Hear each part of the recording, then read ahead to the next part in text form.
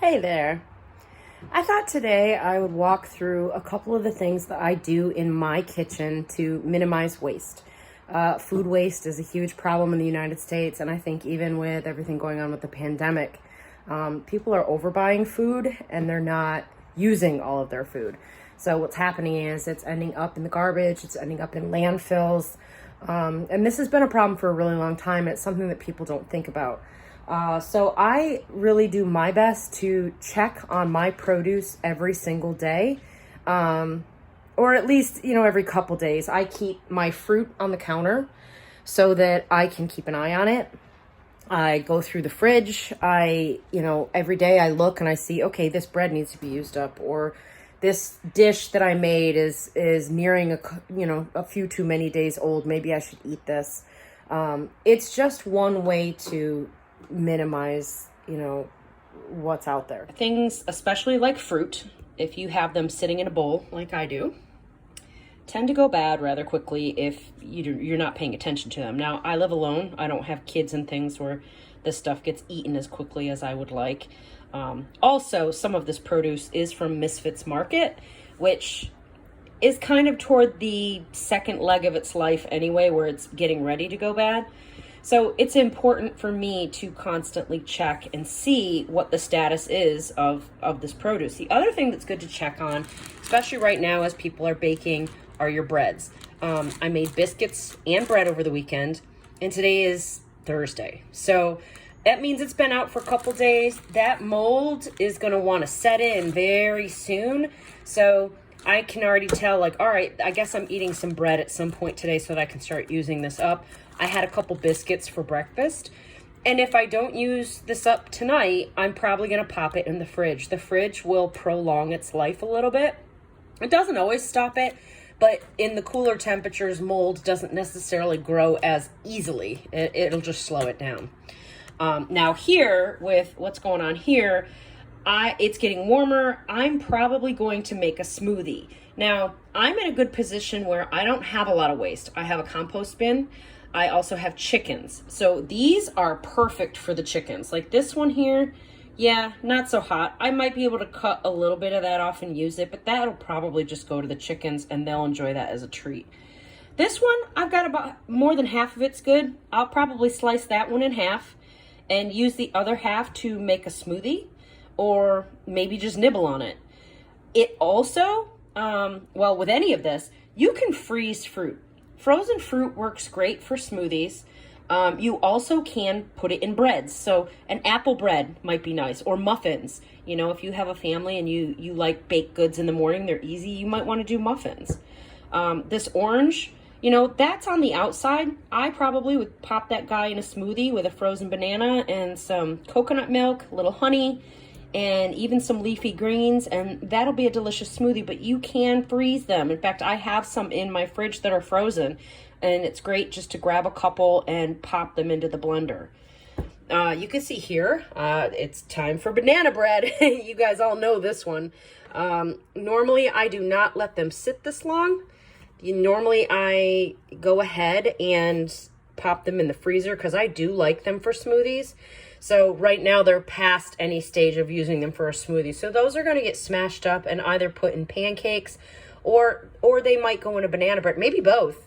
I mean, obviously for banana bread, I probably only need 2. That leaves me 2. So I'm probably going to go ahead and do both. Tomorrow or this weekend might be banana pancakes along with that banana bread that I'll have sitting on the counter. So it's just an important thing to do, especially during a time when, we're really looking at food and food waste. It will just help extend the food that you have. And none of this stuff is really hard. Like, for instance, banana bread, you could do any search on a website to find a banana bread. And when I do it, I'll have to post a video and I'll show you what I do. But, it's just an easy way to use it up and create more from what seems like waste. I'll also let me grab some stuff out of the freezer and I'll show you what that looks like too. Okay, I pulled these out of the freezer so you could see. These are bananas that over the last probably month, when I buy bananas, whatever doesn't get eaten, I peel them, I pop them into a Ziploc baggie, whole, just like that. I peel them. The peels go in my compost, and I freeze the bananas. Then when I get ready to make a smoothie, I take one of these frozen bananas, I chop it up into little slices, I pop it in the blender with some fresh fruit and coconut milk and some honey, and it makes a great beverage, especially for like the morning or an afternoon snack. It's really a great way to get some vitamins in you. These are some strawberries. It's a little harder to see. These have been in there a little longer, so I'm getting a little bit of freezer burn on them, so these really need to be used up. As well as my oranges over here. Now the oranges are newer. These have only been in there for maybe a month, but they are in my freezer and probably need to get popped into a smoothie and used up. I don't leave stuff sitting in the freezer too awful long. It definitely does develop freezer burn. I don't tend to use a food saver to pull the air out of these, just because I try to use them up quicker than that. I use a food saver if it's something I think I'm going to be saving long term. You know, like okra. Say I grow okra and I want to save that for using over the winter. That I might put in a freezer saver bag and suck all the air out and put it in that way, because that'll just help keep it. This stuff really, in my opinion, should be used a little bit quicker. So I go ahead and I just do it this easy way with these Ziploc baggies. But this stuff also can go in bread. You know, strawberry bread. Strawberry bread is a thing. My friends up north, I don't know if anybody up there's made it, but I know down here in the south I've seen it. So even if it starts to get a little freezer burned and you're like, oh, I don't really want to use that anymore, you can pop it into bread. You will not, you know, it'll give the bread a nice flavor. It shouldn't give it any of that freezer burn flavor. And you can always compost it, or in my case, give it to the chickens. The chickens love it. I'm really blessed to have chickens because the waste is really, truly minimal, and I really enjoy having access to that. And I'm sure they really enjoy getting the frozen delicious treats too. I took a look in my fridge and I found one more item that we can look at.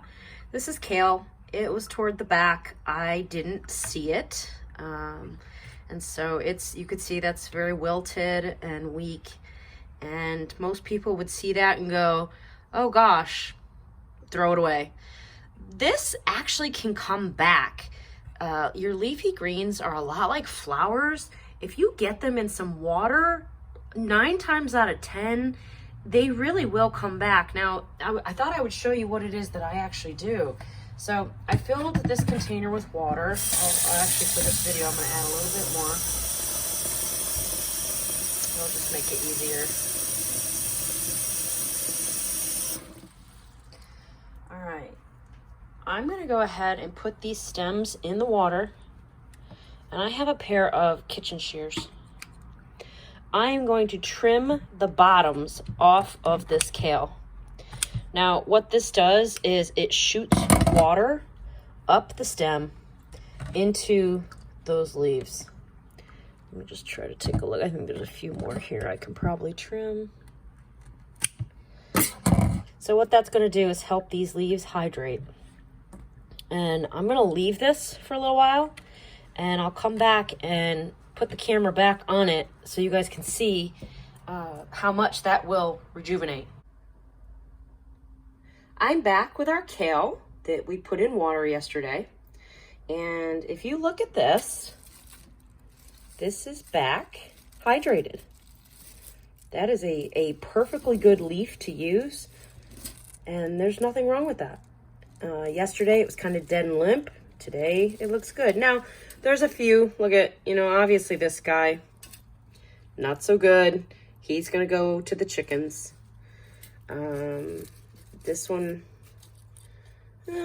some of these, there's probably some parts. This one's yellowing a little bit at the bottom. This one has some parts. We could probably go ahead and give that to the chickens. But for the most part, this went from, you know, something that was what appeared to be no good at all to something that has a lot of use left in it. So that's just one more tip that you guys can try. I've seen this work with other leafy greens. This also works with celery. You know how celery gets kind of limp and looks like it's on its last leg. I've cut the bottom off the celery and put that in water, and a lot of times that'll revive too. Now, reminder, this is not for slimy vegetables. This is not for the stuff that is, you know, completely gone. This is for stuff that is just wilted.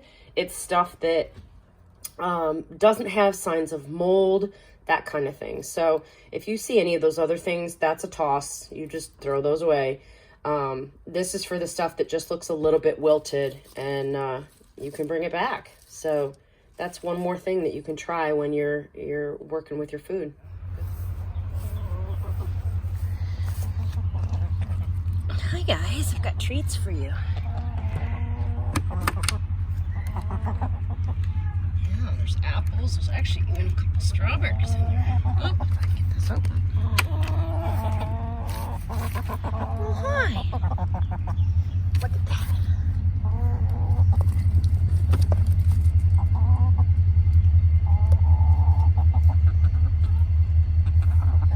Looks good, doesn't it? Yeah, enjoy it.